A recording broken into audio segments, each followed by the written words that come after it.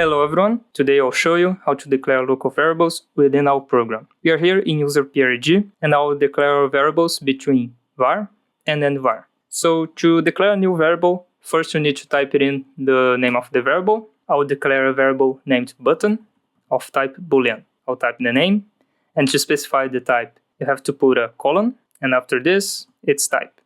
I will also declare a variable named motor of the same type. And now to test both of these two variables, I'll create a new network with a contact and a coil. Then you have to assign the variables to the contact and coil.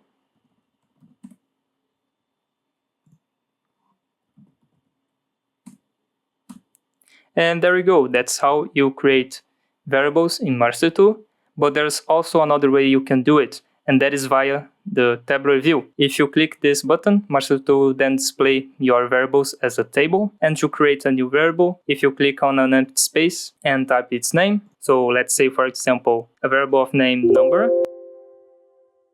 and type int, then you just have created a new variable in the tabular view. Now to test this logic, I'll go here in the online tab and then press login.